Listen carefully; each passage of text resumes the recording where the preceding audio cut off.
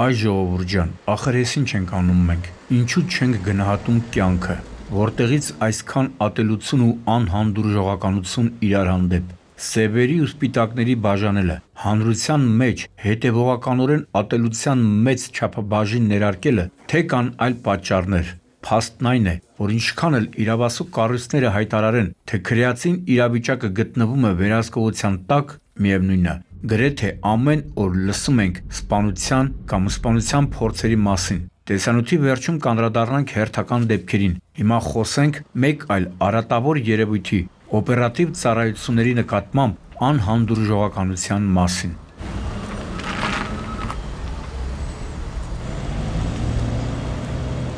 Մասիս քաղաքում ենք, Հանրապետության և Երևանյան փողոցների խաչմերուկում, էլի չարաբաստիկ խաչմերուկ, էլի լուսացույց, էլի անհամբեր վարորդներ, այ գազելի վարորդ։ Եթե տեսնում ես, որ հրշեջ մեքենան միգալկաները միացրած, էն էլ կանաչ լույսի տակ փորձում է խաչմերուկը կտրի, ինչի ես կոնտր ընկնում ու ոտքով գազի սեղմակը տանջում։ Լավ, ես չեմ հասկանում, այդքան բարդ է հասկանալ, որ այս ծառայությունները հանրօգուտ աշխատանք են կատարում։ Օրինակ, մետաղե ջարդոնի վերածված այս հրշեջ մեքենան կանչով մեկնում էր ինչ-որ վայր մեկի մատից փուշ անելու համար, բայց փաստորեն այս գազելի վարորդի պատճառով հիմա փրկարար ու շտապօգնության գործընկերներն են եկել նրանց մատից փուշ անելու համար։ 6 հոգի տեղա Մասիս հիվանդանոց թե Երևան։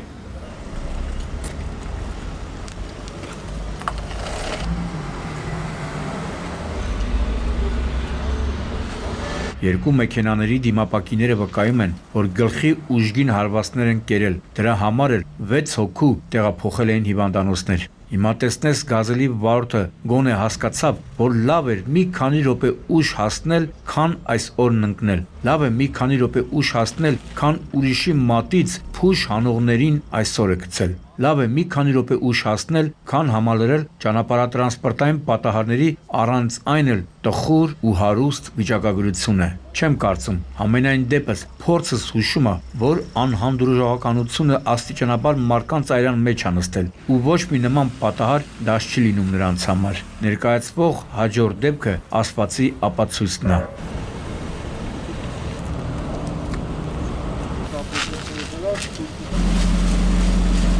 Երևան-Սևան Իջևան ճանապարհի 63-րդ կիլոմետրին ենք, էլի չարաբաստիկ Սավան, էլի դատարկ մեքենա, էլի առջևի դիմապակին պայթած մեկ այլ մեքենա, մի խոսքով բավարար էր անզեն հայացք նետել այս ու այն կողմ ու պարզ կդառնար, որ գործ ունենք վրաերթի հերթական դեպքի հետ։ Գիտեք, միշտ զարմացել ու զարմանում եմ, թե ինչպես են մթնշաղին մարդիկ ռիսկ անում առանց հավելյալ ապավագրության մի հսկայական արագընթաց ճանապարհ կտրել։ Ինչի վրա են հույսը դնում, այ հենց այս հարցի պատասխանը ստանալ չեմ կարողանում։ Ամբասադոր ռեստորանի մոտ էլի։ Այս դիմապակու ստացած վնասվածքից երևում է, որ վարորդը ընդհանրապես չի նկատել հետիոտնին, բայց չէ որ հետնյոտը պետք է նկատեր վարորդին, չէ որ նա երթևեկում էր լուսարձակները միացրած։ Ամբողջ հարցն այն է, որ մթության մեջ չես կարող հստակ որոշել մոտեցող մեքենայի արագությունը։ Այ դրա համար եմ ասում, որ ոնց են ռիսկ անում առանց 100%-անոց թրախովքի մթին հսկայական մայրուղին կտրել։ Դե իհարկե, վարորդն էլ հատկապես հանրային նշանակության օբյեկտների մոտով անցնելիս պետք է սահմանափակի արագությունն ու կրկնապատկի զգոնությունը, բայց դե այս դեպքում այդպես չի եղել։ Մեղավոր ու զոհ չենք փնտրում։ Փաստն այն է, որ վարորդը փախուստի չէր դիմել, ահազանգել էր շտապօգնություն, եւ մինչ Սևանի բժիշկների ժամանումը օգնություն է ցուցաբերել վրաերթի ենթարկվածին, սակայն ցավոք բժիշկները չեն կարողացել փրկել նրա կյանքը։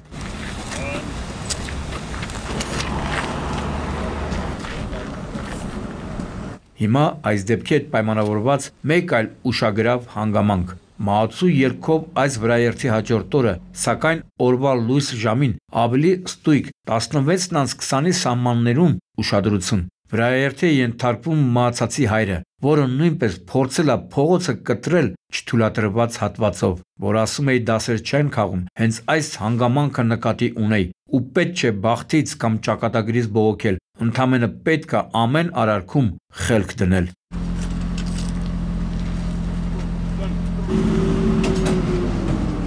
Հալստեղ նայեք, Խորհրդային ավտոպրոմի երկու հսկաները, լեգենդները, Զիլն ու Կամազը, հեյ գիտի տարիները, անցան գնացին, բայց դրանցից իդեմս էս մեքենաների հուշեր մնացին, հուշերը լավն են, իսկ ահա մեքենաները կամաց խրխրացնում են, երկու հսկաների բախում, այսպես կարելի է բնութագրել մարտի 29-ին ժամը 17:50-ի սահմաններում Երևան Մեղրի միջպետական ճանապարհի Վեդու կամրջի հարևանությամբ տեղի ունեցածը, պատահար, որը ցավոք ողբերգական ավարտ ունեցավ։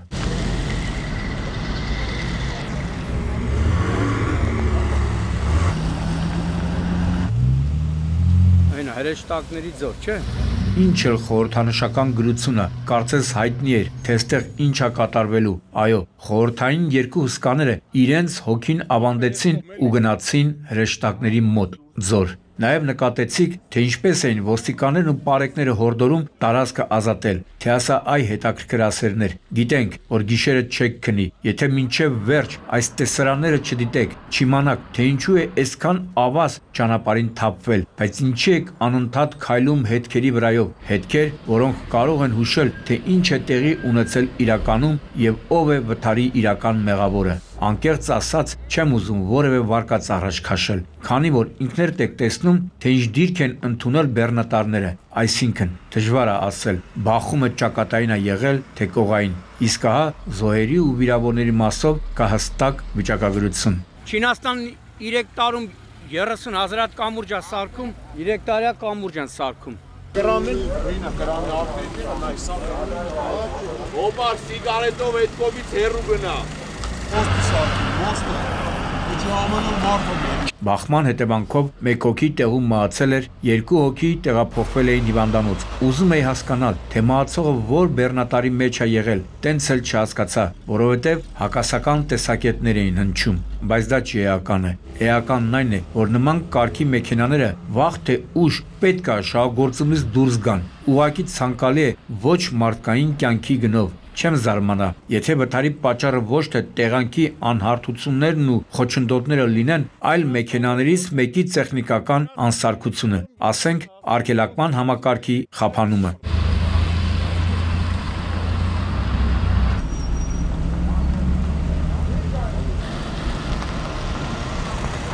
Գնաց կրիմինալ խրոնիկոնը, որի մասին տեսանյութի սկզբում խոսեցի։ Այո, կրիմինալի ձեռքերը ուր ասես հասել են, արդեն մարզերն էլ կապ չունեն, որ ասենք ստեղ սարեր են, հետևաբար վենդետայի հավանականությունը մեծ է, ստեղ աղքատ քաղաքներ են, հետևաբար գողությունների թիվը մեծ է, մի խոսքով արդեն չափորոշիչներ չեն մնացել, որոնցով կարծիք կարող ես կազմել այս կամ այն մարզի մասին, կրակում են ամենուր։ Հեսա, խնդրեմ, Տավուշի մարզն է, Դիլիջան խոշորացված համայնքի հաղարծին բնակավայրի Մարիա Խլեբ կոչվող չգործող հացատան տարածքն է, ինչ եք պատկերացնում, եւ տեսնում եք այս կացարանի վրայի կրակված փամփուշտների հետքերը։ 25 հատ կրակոց արես, ինչ։ Սիցիլիան է դառը։ Օրինակ, ես ապշել էի, հասկացանք, որ կրիմինալը գլուխ է բարձրացրել, բայց այս կարգի սանձարձակություն պատկերացնելն անգամ սարսափելի է։ Ասենք, ինչ որ մեկը կամ մի քանիսը փորձել են Մարիա Խլեբի մոտ գտնվածներին սետկա սարքել, ու երևի մտքի ծայրով էլ չեն անցկացրել, որ այս երկրում իրավապահ համակարգ գոյություն ունի, որ կարող է վերջում պատժվեն։ Իրականում, դատելով կրակված փամփուշտների քանակից երևում է, որ կողմերը իրար հետ շատ լուրջ հաշիվներ են ունեցել, ու կրակողը կամ կրակողները հաստատ սպանության մտադրություն են ունեցել։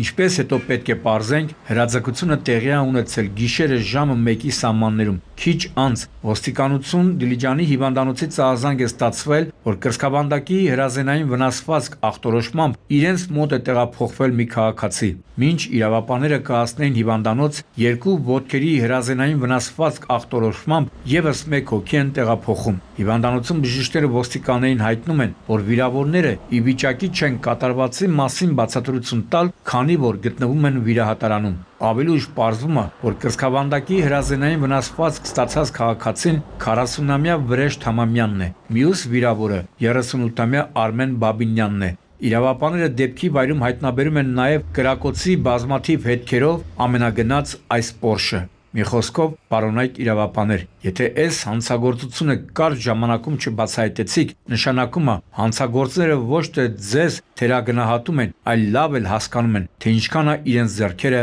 արձակած։ Սաղ կրակոցի հետքերն է։ Բալստեղ նայեք, որ ասում եմ Սիցիլիա ենք դարձել, չեք հավատում։ Միտեղ մի 25 անգամ կրակում են օբյեկտի ու մեքենայի վրա, միտեղ էլ եսիմ քանի մետր խորությունից տղամարդու դի են հայտնաբերում։ Եվ ուրեմն ժամը 21:30-ի սահմաններում քրեական ոստիկանության Կոտայքի մարզային քրեական վարչությունում օպերատիվ տեղեկություններ են ստանում, թե նոր Հաչն քաղաքում գործող Արզնի Շամիրամ ջրամբարի նոր Հաչնի ջրատարում դի կա։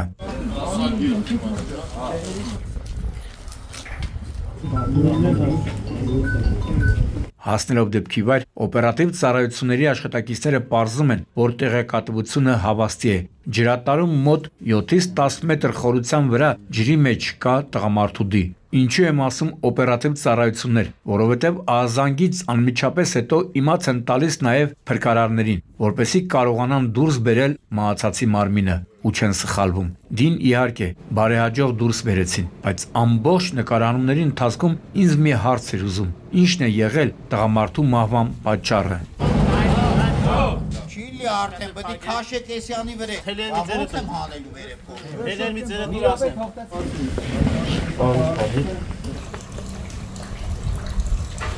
Նաև հետաքրքրող էր դիակի արկայության մասին ահազանգողի ինքնությունը։ Ինչպես է այս խորության մեջ տեսել տղամարդու մարմինը, չէ որ տեղանքը բավականին բարդ էր, հասանելիությունը գրեթե զրոյական, ու դրա համար էլ դեպքի վայրում հավաքված մի քանի քաղաքացիների հետ, չգիտեմ, համաձայնվեմ, թե չհամաձայնվեմ, որ ասում են, կարող է այս մարդու գլուխը կերածնա ոստիկանություն ահազանգ տվել։ А что ж все может быть։ Լավ, մեղ չվերցնեմ վրաս։ Ուղղակի հատկապես այս վերջին ժամանակահատվածում այնքան բան ենք տեսնում, որ արդեն ամեն մեկի վրա կասկածում ենք։ Սա էլ ձեզ մյուս գլուխ կոտրուկը, պարոնայք ոստիկաններ, բայց դե սրանով հոմ չավարտեցինք, ավելի սարսափելին դեռ առջևում էր։ Ժողովուրդ տեսքում։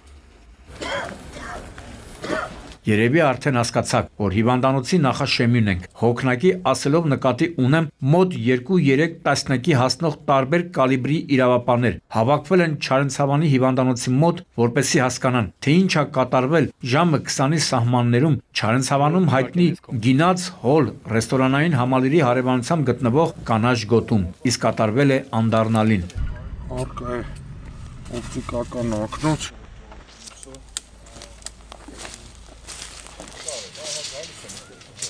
Այստեղ կան ակված վիճակում,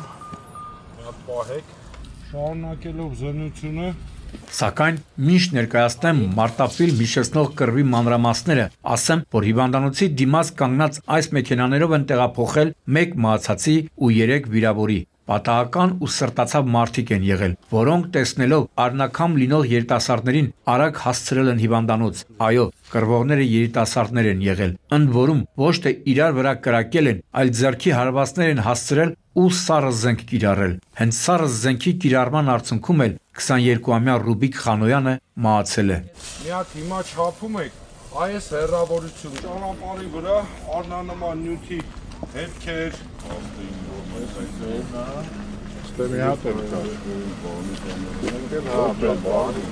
Իրավապանները կարճ ժամանակում պարզում են, որ վիրավորները Չարենցավան քաղաքի բնակիչներ 20-ամյա Գոր Մանուչարյանն է, 21-ամյա Ստյոպա Իսկանդարյանն ու 21-ամյա Ռաֆիկ Մարգարյանն են։ Եվս մեկ վիրավորի ինքնություն դեռ պարզում են։ Տեղեկացանք նաև, որ սպանված Ռուբիկ Խանոյանը կռվի ժամանակ իր մոտ եղած դանակով հարվածել եւ մարմնական վնասվածք պատճառել Ռաֆիկ Մարգարյանին։ Դա տեսնելով Ղարիբյան ազգանունով մի երիտասարդ իր մոտ եղած դանակով հարվածել է Խանոյանի կրծքավանդակին, ինչի հետևանքով վերջինը գիտակցության չգալով հիվանդանոցում մահացել է։ Արդեն 5 ձերբակալված կա այս գործով եւ 1 կալանավորված, բայց ամենաուշագրավը գիտեք որն է, ժողովուրդ ջան, որ վիճաբանության պատճառը եղել է միմյանց երկար ու թարս նայելը։ Ինչով սկսեցի տեսանյութս, դրանով էլ ավարտեմ, ժողովուրդ ջան, ախր էս ինչ ենք անում մենք, ինչու չենք գնահատում կյանքը։ Գագիկ Շամշյան, Սուրանկյուն։